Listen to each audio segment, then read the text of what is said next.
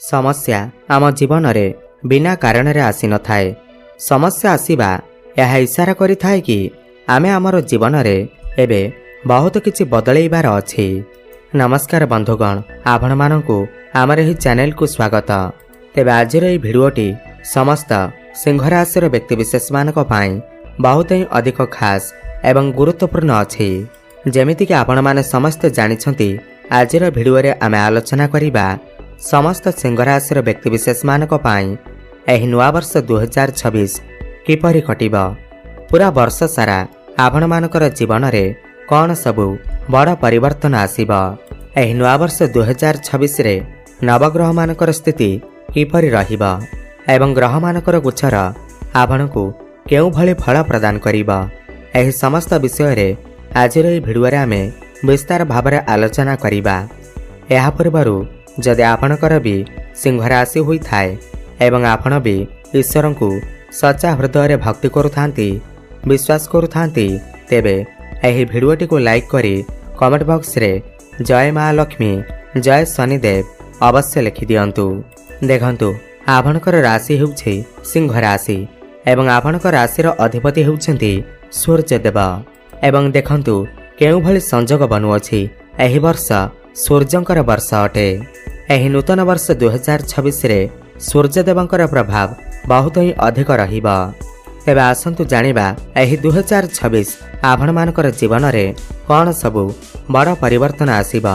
मु प्रत्येकटी विषय रे कहिबी। आपणकर स्वास्थ्य, शिक्षा, प्रेम जीवन, आपणकर भाग्य, व्यवसाय, चाकरी जीवन किपरि रहिबा। एही 2026 मसिया रे आपण मानकु केते शुभ फल प्राप्ति हेबा एवं केते अशुभ फल प्राप्ति हेबा एवं आपण मानकर जीवन रे कौन बड़ घटना मान घटिबा। एहा पूर्वरु आपण माने मन रखंतु एही कार्यक्रम आपणकर जन्म राशि चंद्र राशि उपर आधारित। आपणकर जदि सिंह राशि होई थाए एवं आपणकर जदि भी सिंह लग्न भी होई थाए आपण एही भिडियोटी को देखि पारिबे। तेबे सर्वप्रथम जानि नेबा एही वर्ष आरंभरु आपणकर कुंडली रे नवग्रह मानकर स्थिति किपरि रहिबा। आपणकर हेउछि सिंह राशि। वर्तमान वर्ष आरंभरु आपणकर राशि रे केतु विराजमान रहिबे। आपणकर पंचम रे सूर्य, बुध, मंगल एवं शुक्र विराजमान रहिबे। आपणकर सप्तम रे राहु एवं अष्टम भाव रे शनि विराजमान रहिबे एवं आपणकर एकादश भाव रे लाभर भाव रे देवगुरु बृहस्पति विराजमान रहिबे। प्रथमे आपणकर राशिर अधिपति सूर्यंक ठारू आरंभ करिबा। सूर्य वर्ष आरंभर आपणकर पंचम रे रहिबे एवं जनवरी 14 रु नै करी फेब्रुआरी 14 पर्यंत आपणकर षष्ठ रे गोचर करिबे एवं सूर्य आपणकर षष्ठ रे रही द्वादश भाव को दृष्टि देबे। एहा फल रे एही समय रे आपण आपणकर काम कार्य को नै दूर यात्रा करि पारंती, कोनोसी बाहर स्थान को जाई पारंती, विदेश यात्रा मध्य करि पारंती। मेडिकल संबंधित कार्य रे आपण को शुभ फल प्राप्ति हेबा। आपण माने जदि फार्मासिस्ट अछंती, डॉक्टर अछंती किंबा मेडिकल रे कोनोसी काम करूछंती तेबे आपण को शुभ फल प्राप्ति हेबा। काहेकि ना द्वादश भाव हॉस्पिटल भाव होई थाए, विदेश जीवार भाव होई थाए एवं द्वादश भाव खर्चर भाव मध्य होई थाए। एही समय रे आपणकर किछि टंका मध्य खर्च होई पारे। खर्च तो हेबा किंतु यह भल काम रे खर्च हेबा। सूर्य आपणकर षष्ठ रे रहिले षष्ठ भाव आपणकर रोग, ऋण एवं शत्रुर भाव होई थाए। एही समय रे आपण मानकु समस्त रोग, ऋण एवं शत्रु मानक ठारू मुक्ति मिलिबा। षष्ठ भाव कंपिटिशन भाव होई थाए, प्रतियोगितार भाव होई थाए। एही समय रे जदि आपण किछि कंपिटिशन रे भाग नेउछंती, किछि क्रीडा रे भाग नेउछंती, प्रतियोगितामूलक परीक्षा रे भाग नेउछंती, तेबे सेथिरे आपणकु निश्चिंत भाव रे शुभ फल प्राप्ति हेबा। एही समय रे आपण आपण मानकर शत्रु मानक ठारू विजय प्राप्त करिवे। आपण जदि करजर मालजाल रे फसी रहितिले, ऋण करज को सुझिबारे सक्षम होई पारु नथिले, एही समय रे आपण समस्त ऋण करज को सुझिबारे सक्षम हेबे एवं आपण माने जदि किछि लोन चाहुथिले, ऋण चाहुथिले, आपणकर पाठपढ़ा पई हेउ, आपणकर किछि व्यापार वाणिज्य आरंभ करिबा पई हेउ, एही समय रे आपनको बहुत सहजरे लोन मध्य मिल जिबा, बहुत सहजरे मिल जिबा। किंबा किछि भी पुराना रोग आपनको हैराणी रे पकौथिला, आपणकर बहुत अधिक पैसा खर्च हो जाउथिला एही समय आपणकर स्वास्थ्य मध्य बहुत भल रहिबा। आपणकर जहाँ भी किसी स्वास्थ्य जनित समस्या रही ताहा सब दूर हेबा। एहा परे फेब्रुआरी 14 ठारू नै करी मार्च मास 15 तारिख पर्यंत आपणकर सप्तमरे रहिबे, राहुଙ୍କ सहित जुक्त होइके रहिबे। एही समय आपणकर क्रोध उपरे टिके नियंत्रण रक्षा करंतु। आपणक भितरे अहंकार देखा देई पारे। एही समय आपणकर वैवाहिक जीवन उपरे विशेष ध्यान रखंतु। समस्त संपर्क मानक उपरे विशेष ध्यान रखंतु, नहेले क्रोधरे पड़ी आपणकर समस्त संपर्क मध्य भांगी जाई पारे। देखंतु केवल एही समय कथा नुहे बरम राहु आपणकर सप्तम भावरे पूरा वर्ष विराजमान रहिबे। डिसेम्बर 5 तारिख पर्यंत राहु सप्तमरे रहिबे, तो वर्ष सारा आपणकर वैवाहिक जीवन उपरे विशेष ध्यान रखंतु, नहेले समस्या पड़ी पारंती। काहेकि ना राहु हेउछंती भ्रमित ग्रह, आपणकु भ्रमरे पकई पारंती। आपणकर वैवाहिक जीवन रे आकस्मिक भावरे समस्या आनी पारंती। आपणक भितरे बुझामणार अभाव देखा देई पारे।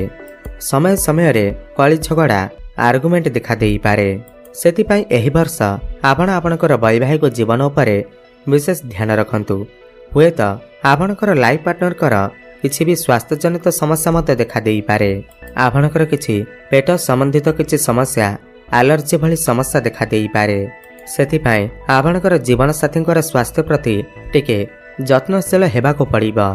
एहा परे मार्च 15 रु नै करी एप्रिल 15 पर्यंत सूर्य आपणकर अष्टम रे रहिबे एवं पूर्वरु शनि आपणकर अष्टम रे गोचर करुथिबे एवं शनि एवं सूर्यंकर जमा भी पड़ी न थाए, परस्पर शत्रु अटंती। एही समय रे आपणकु बहुत बेसी सतर्क रहिबाको पड़िबा।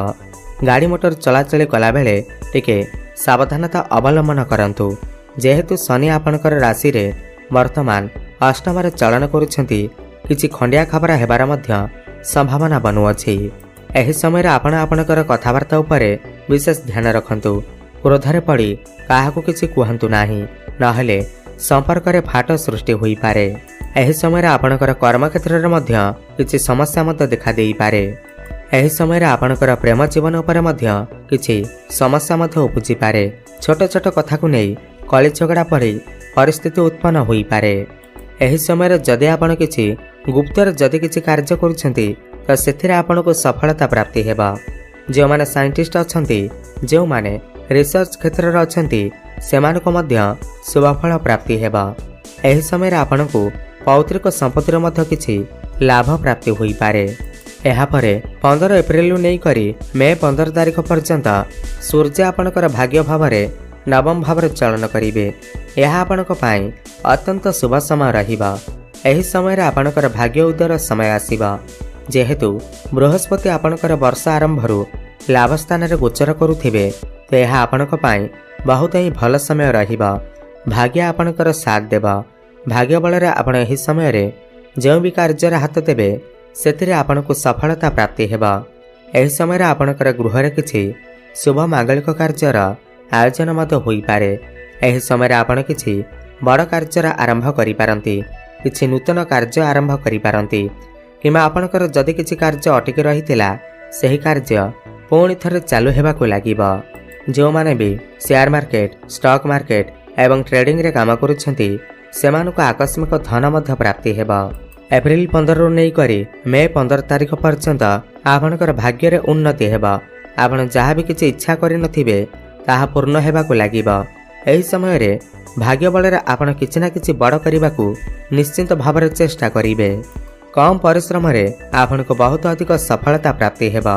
एहा पर मे 15 रु नै करी जून 15 पर्यंत सूर्य आपणकर क्यारियर भावरे गोचर करिवे, जहा कि आपणक पाई सर्वश्रेष्ठ रहिबा। एही समय एक एमिति समय अटे जो व्यक्ति विशेष माने दीर्घ दिन धरी चाकरीर अपेक्षारे थिले, बेरोजगारी थिले, मनपसंदर चाकरी सेमानकु मिलु नथिला। एही समय रे सेमानकु मनपसंदर चाकरीटी मिली पारे। कौनसी एमएनसी कंपनी रे जॉब ऑफर मत आसी पारे। ऊपर ऑफिसरंकर सपोर्ट एमानकु प्राप्ति हेबा। कर्म क्षेत्र रे एमानकु सम्मानित करा जाई पारे। एमानक पाखकु नुआ नुआ काम आसीबा एवं एमाने समस्त टार्गेट को अचीव करिबारे सफलता लाभ करिवे। ଏବଂ ଯେଉଁମାନେ ବି ଚାକିରି କରିଛନ୍ତି ସେମାନଙ୍କର ପଦୋନ୍ନତି ହେବାର ଯୋଗ ବନୁଅଛି। ପ୍ରମୋସନ ହୋଇପାରେ, ଆପଣଙ୍କର ସାଲାରୀରେ ବୃଦ୍ଧି ହୋଇପାରେ ଏବଂ ଚାକିରିରେ ଯଦି ଆପଣ ଟ୍ରାନ୍ସଫର କରିବାକୁ ଚାହୁଁଥିଲେ ଏହି ସମୟରେ ଆପଣଙ୍କର ଟ୍ରାନ୍ସଫର ମଧ୍ୟ ହୋଇଯିବ। କୌଣସି ଭଲ ସ୍ଥାନରେ ଆପଣଙ୍କୁ ଚାକିରିଟିଏ ମିଳିପାରେ। ଏହାପରେ ଜୁନ୍ ମାସ ପରେ ସୂର୍ଯ୍ୟ ଆପଣଙ୍କର ଲାଭ ସ୍ଥାନକୁ ଚଳନ କରିବେ ଏବଂ ବୃହସ୍ପତି ବର୍ଷର ଅଧେ ପର୍ଯ୍ୟନ୍ତ ମାନେ ଜୁନ୍ ମାସ ପର୍ଯ୍ୟନ୍ତ ଆପଣଙ୍କର ଲାଭ ଭାବରେ ଗୋଚର କରିବେ, ଯାହାକି ଆପଣଙ୍କ ପାଇଁ ଅତ୍ୟନ୍ତ ଶୁଭ ଅଟେ। ଲାଭର ମାନେ ହେଉଛି ଆପଣଙ୍କୁ ପ୍ରତ୍ୟେକ କ୍ଷେତ୍ରରେ ଲାଭ ହିଁ ଲାଭ ପ୍ରାପ୍ତି ହେବ। ତାହା କର୍ମକ୍ଷେତ୍ର ହେଉ, ବ୍ୟାପାର ବାଣିଜ୍ୟ ହେଉ, ଚାକିରି କ୍ଷେତ୍ରରେ ହେଉ, ସମସ୍ତ କ୍ଷେତ୍ରରେ ଆପଣଙ୍କୁ ଲାଭ ହିଁ ଲାଭ ପ୍ରାପ୍ତି ହେବ। ଏହି ସମୟରେ ଆପଣଙ୍କର ବଡ଼ ଭାଇ ଭଉଣୀମାନଙ୍କ ସହିତ ସମ୍ପର୍କ ମଜବୁତ ରହିବ। ବୃହସ୍ପତି ଆପଣଙ୍କର ଏକାଦଶ ଭାବରେ ବସି ସିଧା ଦୃଷ୍ଟି ଆପଣଙ୍କର ପଞ୍ଚମ ଭାବକୁ ଦେବେ। ଜୁନ୍ ମାସ ପର୍ଯ୍ୟନ୍ତ ଆପଣଙ୍କର ଶିକ୍ଷା କ୍ଷେତ୍ର ବହୁତ ହିଁ ଭଲ ରହିବ। ଶିକ୍ଷା କ୍ଷେତ୍ରରେ ଆପଣ କିଛି ବଡ଼ ପରିବର୍ତ୍ତନ କରିବେ। ଏହି ବର୍ଷ ଆପଣ ଉଚ୍ଚଶିକ୍ଷା କରିବା ପାଇଁ ବାହାରକୁ ଯାଇପାରନ୍ତି। ମନପସନ୍ଦର କଲେଜରେ ଆପଣଙ୍କର ଆଡମିସନ ହୋଇପାରେ। ଶିକ୍ଷା କ୍ଷେତ୍ରରେ ଆପଣଙ୍କୁ ସମ୍ମାନିତ କରାଯାଇପାରେ ଏବଂ ପଞ୍ଚମ ଭାବ ଆପଣଙ୍କର ସନ୍ତାନଙ୍କର ଭାବ ହୋଇଥାଏ। ତ ଯେଉଁ ଦମ୍ପତିମାନେ ସନ୍ତାନର ଆଶା ରଖିଥିଲେ ଜୁନ୍ ମାସ ଭିତରେ ଯେଉଁ ପର୍ଯ୍ୟନ୍ତ ବୃହସ୍ପତିଙ୍କର ଦୃଷ୍ଟି ଆପଣଙ୍କର ପଞ୍ଚମ ଭାବ ଉପରକୁ ରହୁଅଛି, ତ ଆପଣଙ୍କୁ ନିଶ୍ଚିନ୍ତ ଭାବରେ ସନ୍ତାନ ସୁଖ ପ୍ରାପ୍ତି ହେବ। ଆପଣଙ୍କର ସନ୍ତାନଙ୍କ ଦ୍ୱାରା ଆପଣଙ୍କୁ କିଛି ଖୁସି ଖବର ମଧ୍ୟ ମିଳିପାରେ। ଆପଣଙ୍କୁ ସମ୍ମାନିତ କରାଯାଇପାରେ ଏବଂ ଯେଉଁମାନେ ପ୍ରେମ ଜୀବନରେ ଅଛନ୍ତି ସେମାନଙ୍କୁ ନିଶ୍ଚିନ୍ତ ଭାବରେ ଶୁଭଫଳ ପ୍ରାପ୍ତି ହେବ। ଯେଉଁମାନଙ୍କର କଥାବାର୍ତ୍ତା ବନ୍ଦ ହୋଇଯାଇଥିଲା, ବ୍ରେକଅପ୍ ଆଦି ହୋଇଯାଇଥିଲା, ସେମାନଙ୍କର ପୁଣି ଥରେ କଥାବାର୍ତ୍ତା ହୋଇପାରେ। ପ୍ୟାଚଅପ୍ ହେବାର ମଧ୍ୟ ସମ୍ଭାବନା ବନୁଅଛି। ଜୁନ୍ ମାସ ଭିତରେ ଆପଣଙ୍କୁ ନୂତନ ସମ୍ପର୍କ ମଧ୍ୟ ମିଳିପାରେ। ଆପଣଙ୍କର କାହା ସହିତ ନୂତନ ସମ୍ପର୍କ ମଧ୍ୟ ସ୍ଥାପନ ହୋଇପାରେ। ଆପଣଙ୍କର ଭଲ ପାଇବା ବିବାହର ରୂପ ମଧ୍ୟ ନେଇପାରେ।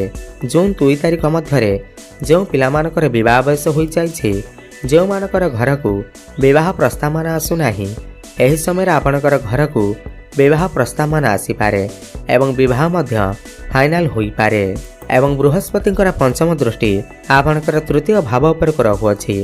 ଯେଉଁ ବ୍ୟକ୍ତିବିଶେଷମାନେ ଅନଲାଇନରେ କାମ କରୁଛନ୍ତି, ଡିଜିଟାଲ ମାର୍କେଟିଂର କାମ କରୁଛନ୍ତି, ଯେଉଁମାନେ ଫାଇନାନ୍ସ କ୍ଷେତ୍ରରେ ଅଛନ୍ତି, ଟ୍ରାଭେଲ ଆଣ୍ଡ ଟୁର୍ର କାମ କରୁଛନ୍ତି, ସେମାନଙ୍କୁ ବହୁତ ଅଧିକ ସଫଳତା ପ୍ରାପ୍ତି ହେବ। ଏବଂ ବୃହସ୍ପତିଙ୍କର ନବମ ଦୃଷ୍ଟି ଆପଣଙ୍କର ସପ୍ତମ ଭାବ ଉପରକୁ ରହୁଅଛି। ସପ୍ତମରେ ରାହୁ ଥିବା ହେତୁ ଆପଣଙ୍କର ବୈବାହିକ ଜୀବନରେ ସମସ୍ୟା ତ ଆସିବ, କିନ୍ତୁ ବୃହସ୍ପତିଙ୍କର ଦୃଷ୍ଟି ଥିବା ହେତୁ ବର୍ଷର ଅଧେ ପର୍ଯ୍ୟନ୍ତ ଆପଣଙ୍କୁ ଆପଣଙ୍କର ବୈବାହିକ ଜୀବନରେ ଯେତେ ସମସ୍ୟା ଆସିଲେ ମଧ୍ୟ ତାହା ଧୀରେ ଧୀରେ ଦୂର ହେବ। କିନ୍ତୁ ଜୁନ୍ ମାସ ପରେ ଆପଣଙ୍କୁ ଆପଣଙ୍କର ବୈବାହିକ ଜୀବନ ଉପରେ ବିଶେଷ ଧ୍ୟାନ ଦେବାର ଅଛି। ଶନିଙ୍କର ଦୃଷ୍ଟି ଆପଣଙ୍କର ଦ୍ୱିତୀୟ ଭାବ ଉପରକୁ ରହୁଥିବାରୁ ଆପଣଙ୍କର ଆର୍ଥିକ ଉନ୍ନତି ହେବାର ବହୁତ ବେଶୀ ସମ୍ଭାବନା ବନୁଅଛି। ଫାଇନାନ୍ସିଆଲ ଗ୍ରୋଥ ହେବ। ଯେଉଁମାନେ ବ୍ୟାପାର ବାଣିଜ୍ୟ କରୁଛନ୍ତି ସେମାନଙ୍କର ବ୍ୟାପାର ବାଣିଜ୍ୟରେ ଉନ୍ନତି ପ୍ରଗତି ଦେଖିବାକୁ ମିଳିବ। ସେମାନେ କିଛି ନୂତନ ବ୍ୟାପାର ମଧ୍ୟ ଆରମ୍ଭ କରିପାରନ୍ତି, କିନ୍ତୁ ଆଖି ବନ୍ଦ କରିକି କାହାକୁ ବିଶ୍ୱାସ କରନ୍ତୁ ନାହିଁ। ତେବେ ମୋଟାମୋଟି ଦେଖିବାକୁ ଗଲେ ଏହି ବର୍ଷ 2026 ଆପଣମାନଙ୍କର ଜୀବନରେ ଅନେକ ଗୁଡ଼ିଏ ଉନ୍ନତି ଆଣିବାକୁ ଯାଉଅଛି। ଆପଣମାନଙ୍କର ଭାଗ୍ୟକୁ ବଦଳାଇବା ପାଇଁ ଯାଉଅଛି। ଅଧିକ ଶୁଭଫଳ ପ୍ରାପ୍ତି କରିବା ପାଇଁ ଆପଣ ପ୍ରତ୍ୟେକ ଦିନ ପ୍ରାତଃ ସମୟରେ ସୂର୍ଯ୍ୟଙ୍କୁ ଜଳାର୍ଘ୍ୟ ଅର୍ପଣ କରନ୍ତୁ। ଶୁଭଫଳ ପ୍ରାପ୍ତି ହେବ। ପ୍ରତ୍ୟେକ ସୋମବାର ଦିନ ମହାଦେବଙ୍କର ଦର୍ଶନ କରନ୍ତୁ। ପ୍ରତ୍ୟେକ ଦିନ ସନ୍ଧ୍ୟାରେ ହନୁମାନ ଚାଳିଶାର ପାଠ କରନ୍ତୁ। କାଉ କିମ୍ବା କଳା କୁକୁରକୁ କିଛି ଖାଇବାକୁ ଦିଅନ୍ତୁ। ଶୁଭଫଳ ପ୍ରାପ୍ତି ହେବା ସହିତ ଆପଣଙ୍କର ଭାଗ୍ୟରେ ଉନ୍ନତି ଆସିବ। ଧନ୍ୟବାଦ।